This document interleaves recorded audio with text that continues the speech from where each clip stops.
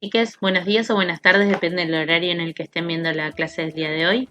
Hoy en prácticas profesionalizantes vamos a trabajar sobre la recepción del recién nacido. Primero vamos a ordenarnos un poquito.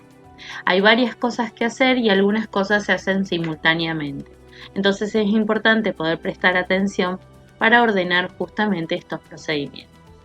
Ya sabemos, porque lo habíamos estado hablando en clases anteriores, que solamente se van a aspirar las secreciones en caso de que sea necesario. Primeramente, aspirar secreciones orofaringeas solamente si es necesario, y la aspiración de secreciones endotraqueales la realizamos en caso de presencia de meconio. Luego secamos a este recién nacido para evitar justamente estas pérdidas de calor. Y luego de esto colocamos a este recién nacido seco y tapado con algún otro paño también entibiado sobre el vientre materno. Estos primeros pasos, ¿sí?, nos van a permitir a nosotros hacer simultáneamente la realización del Apgar de este primer minuto. El segundo Apgar lo vamos a realizar a los 5 minutos y lo vamos a ver más adelante cuáles son los procedimientos que componen esta valoración de Apgar. Cuando ya colocamos a este recién nacido sobre el vientre materno, comienza esta etapa que simultáneamente la vamos a llamar COPAP, que es este contacto piel a piel que habíamos hablado previamente en las clases o encuentros anteriores. Como sabemos, parte de este COPAP, además de colocar al recién nacido sobre el vientre materno en el caso de que sea un parto vaginal o sobre el pecho de la madre en el caso de que sea una cesárea, vamos a hacer también el pinzamiento oportuno del cordón, que era esta espera entre 2 y 3 minutos, que es cuando deja de latir este cordón umbilical y sabemos ya que tiene beneficios en relación a la prevención de anemias en el recién nacido. Por otro lado, tenemos también la identificación de este recién nacido, que primeramente va a ser con la pulserita y con la toma de huella de la huella plantal. Si dejamos a este recién nacido o estimulamos a este recién nacido para provocar esta escalada al pecho, como lo habíamos visto en clases previas, o colocarlo directamente sobre el pecho de la madre, puede comenzar a lactar esta lactancia temprana. Sabemos que tiene amplios beneficios, ya que no solamente van a ser los beneficios para este recién nacido en base a la toma de este calostro tan nutritivo e importante para él, sino que también tenemos que tener en cuenta que esta estimulación en base a las pataditas y esta succión en el pecho materno libera oxitocina, lo que nos va a permitir justamente esta contracción del útero, que va a favorecer al proceso de alumbramiento y a ir contrayendo el útero para evitar posibles sangrados. Posterior a eso vamos a tener recién el clampeo con un broche permanente, sí, que es ese broche plástico que debemos asegurarnos de que quede bien cerrado. Ya este va a ser el que quede definitivo hasta la caída del ombliguito, ¿sí? Esto puede hacerse tanto en sala de recepción, es decir, ya cuando hayamos permitido que este COPAP se haya sucedido por lo menos 40 minutos, si es posible una hora, va a depender de las condiciones del lugar donde estemos trabajando. Entonces estos procedimientos que vamos a mencionar a continuación pueden darse tanto en la sala de recepción de recién nacido o en la servocuna dentro de la sala de parto. Entonces tenemos este clampeo, como decíamos, con el broche que va a quedar permanente en el recién nacido, el pesado de este neonato, la profilaxis ocular, que ahora vamos a ver en base a qué la realizamos y cuál sería la fundamentación, la administración de la vitamina K a través de una inyección intramuscular, la colocación de la BCG y de la hepatitis B en el caso de que el centro donde esté realizándose este nacimiento tenga vacunatorio. Cuando no es así, esta BCG y hepatitis B suele ser colocada ya en la sala de maternidad. Luego tenemos que realizar la vestimenta de este recién nacido, todo este proceso que estábamos hablando. Si se da en la sala de recepción, esta sala de recepción tiene que estar preparada con una temperatura adecuada para evitar las pérdidas de calor, sobre todo a través de la radiación. Y si no, lo realizamos siempre sobre la cervocuna, que va a permitir justamente el calentamiento de este recién nacido. Recién acá, en este punto, vamos a vestirlo, por lo cual anteriormente hasta este momento lo vamos a mantener cubierto con estas mantas calientes que veníamos preparando. Luego de vestirlo, va a volver con su mamá y lo ideal sería volver a prenderlo al pecho o prenderlo por primera vez en el caso de que no lo haya hecho hasta este momento.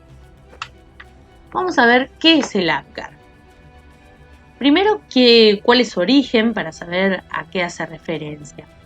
El nombre del test de APGAR lo lleva en base a su autora, que es Virginia APGAR, que nació en 1909 y falleció en 1974. Ella era una anestesista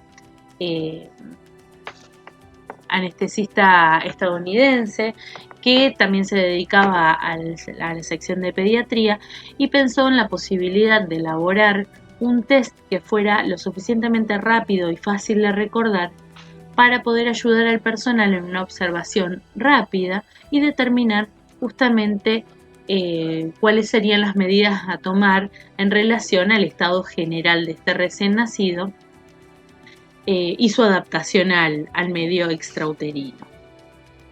¿Cómo se aplica? La aplicación es primero en el primer minuto de vida, luego a los 5 minutos y, de ser necesario, a los 10 minutos se vuelve a realizar nuevamente. ¿Qué es lo que se evalúa? Se evalúan 5 parámetros, ¿sí?, que se utilizó su nombre para utilizarlo como memotecnia, ¿sí?, de estos 5 parámetros, que van a reflejar justamente cómo este recién nacido se va a ir adaptando al medio extrauterino. ¿Cuál es la importancia que tiene este APGAR?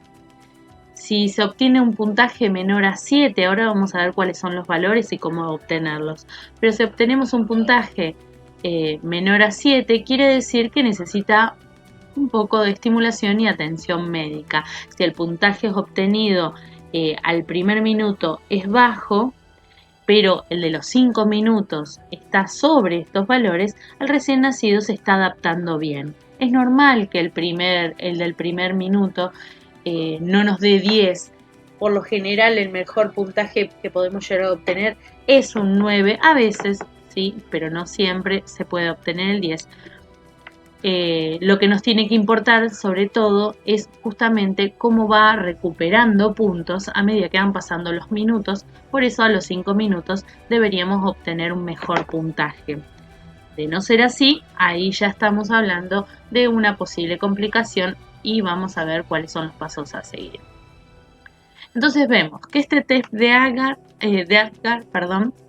es un examen clínico que se le realiza al recién nacido inmediatamente después del parto, primer minuto y a los 5 minutos, como decíamos, que sirve para evaluar justamente esta adaptación de este recién nacido al medio extrauterino y que va a considerar ciertos aspectos, ¿sí?, para lo cual vamos a usar como memotecnia justamente la palabra APGAR, que es el apellido de su autora.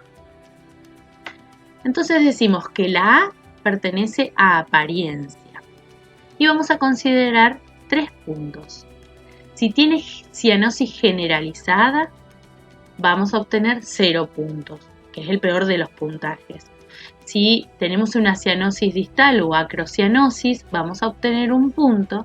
Generalmente este es ese puntito extra que se pierde cuando obtenemos 9. Y si tiene apariencia rosada, vamos a obtener 2 puntos, que es el mejor de los puntajes que obtenemos de esta A. En la P tenemos el pulso. Si está ausente tenemos un 0. Si es inferior a 100 latidos por minuto vamos a obtener un 1. Y si es superior a los superior a los 100 latidos por minuto, obtenemos un 2 como puntaje ideal.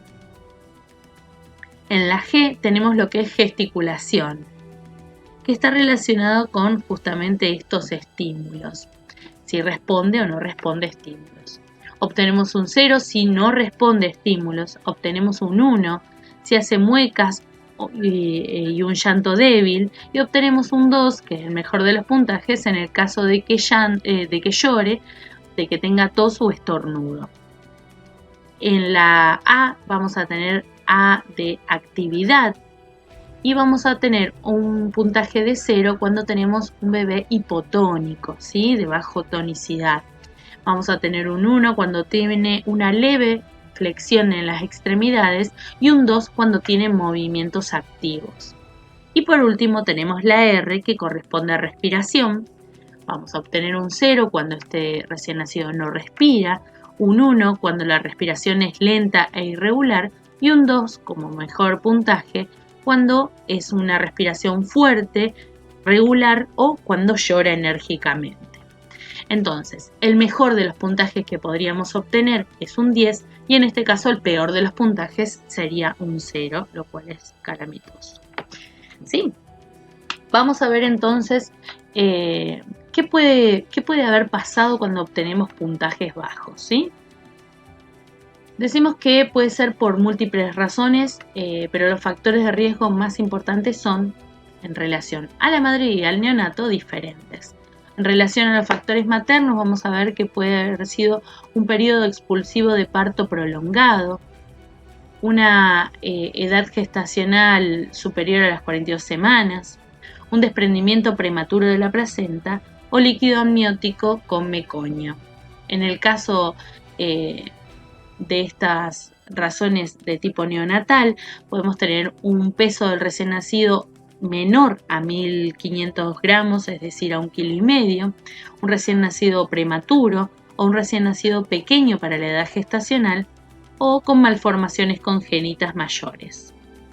¿Qué cosas no tienen nada que ver con el Apgar? Esto es importante, además de que lo sepan ustedes, que puedan transmitírselo a los papás, porque a veces esta información se malinterpreta. Entonces, ¿qué no mide el Apgar? No nos dice si el recién nacido va a ser inteligente o no, para nada. No nos dice si va a tener una buena salud en el futuro y, como sabemos, no tiene nada que ver con el desempeño ni escolar ni en el resto de sus desempeños habituales, de sus funciones, ¿sí? Pero es importante que ustedes tranquilicen a los papás porque a veces cuando escuchan que el Apgar no es muy bueno en el primer minuto, por más que haya mejorado en la segunda toma, a los 5 minutos, papás suelen ponerse un poco ansiosos en relación a esto y por ahí sobreestimar, mejor dicho, este valor para el futuro de su recién nacido. Vamos a ver qué es la profilaxis ocular. Esta profilaxis ocular son estas gotitas o pomadas de las que estábamos hablando en clases anteriores, que se realizan para evitar infecciones oculares provocadas por la gonorrea o por clamidias en el recién nacido. Este recién nacido va a adquirir esta infección al pasar por el canal de parto y tener contacto con las secreciones maternas infectadas. Estas secreciones oculares evolucionan formando cicatrices que pueden conducir a la ceguera de este recién nacido, por eso es sumamente importante realizar esta profilaxis ocular. El tratamiento precoz consiste en administrar antibiótico-terapia en la primera hora posparto. Fíjense que seguimos estando dentro de esta hora sagrada, pudiendo permitir un COPAP aceptable, ¿sí?, de entre 40 minutos y 1 hora y poder realizar la profilaxis inmediatamente después de haber permitido este COPAP exitoso. ¿Qué vamos a administrar? Puede ser eritrocina al 0,5%, 1 gota en cada ojo, o puede ser iodopoviona, que es lo que no solemos utilizar nosotros, 1 gota en cada ojo. Normalmente se utiliza eritrocina. En el caso de la vitamina K, que ya habíamos hablado, pero quedaron pendientes en investigar para qué se utilizaba. Este recién nacido no puede sintetizar todavía la vitamina K, ya que para su síntesis interfiere la flora intestinal y el intestino del recién nacido está estéril y aún no ha desarrollado su propia flora intestinal. Entonces, en niños con edad gestacional superiores a las 32 semanas y superiores al kilo de peso, se administra 1 miligramo de vitamina K intramuscular. En niños con edad gestacional inferiores a las 32 semanas de vida e inferiores al kilo de peso, o inferiores a las 32 semanas y superiores a los 1000 gramos, se administran 0,5 miligramos intramusculares. Cuando el peso del recién nacido es inferior al kilo, independientemente de la edad gestacional, se va a administrar 0,3 miligramos intramuscular. Se aplica en la cara anterolateral del muslo derecho, ¿sí? Bien, esta vitamina K es una vitamina liposoluble y acá va la nota de color o la efeméride. La fitoquinona, que es la forma natural que tiene la vitamina K, se encuentra en la alfalfa y en otros alimentos y fue descubierta en Dinamarca. Y por eso su nombre de vitamina K, porque la palabra danesa coagulación se escribe con K. Esta vitamina K es importante para una correcta coagulación de la sangre en los humanos, es esencial para la síntesis en el hígado de 4 proteínas de la coagulación. Sin la vitamina K, el nivel de proteínas de coagulación en la sangre se reduce y el tiempo de coagulación se prolonga, por lo cual pueden producirse estas indeseables hemorragias. En relación a las vacunas que vamos a colocar, de ser posible en la misma sala de recepción, vamos a tener a la BCG y a la hepatitis B.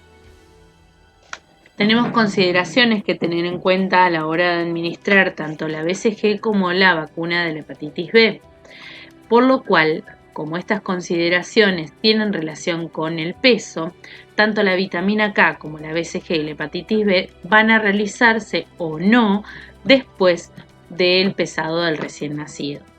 En el caso de la BCG, si el recién nacido pesa menos de 2000 gramos, es decir, menos de 2 kilos, no se aplica la BCG. Si pesa más de 2 kilos, sí se aplica en ese momento. Y en el caso de la hepatitis B, si el peso es inferior a los 2 kilos, no se aplica, se espera hasta que llegue a este peso en ambas casos, como la BCG y la hepatitis B, se espera que llegue a los 2 kilos para ser administrada. Bueno, chicos, espero que les haya servido, que nos estamos encontrando en la clase sincrónica. Que tengan buena jornada.